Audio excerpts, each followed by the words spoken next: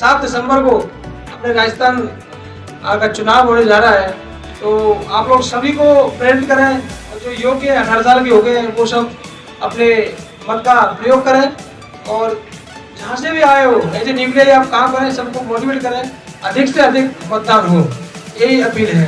Thank you. जय हिंद, जय भारत। गाँव की इस फौज में हमारे सीकर के नागरिकगण, एनजीओ, व्यापार मंडल, ये सभी जो शामिल हुए हैं, आपने वो सभी बातें, और मैं समझता हूं कि जो निर्वाचन आयोग का जो स्लोगन जो हमें दिया है कि उठो साथियों अब नहीं सोना, अपने वोट का हक नहीं खोना, ये स्लोगन इनकी हमारे एडीजे साहब के जो स्पीच में शायद यही कहना है, और इसके साथ ही मतदान महादान, ये कुछ स्लोगन है।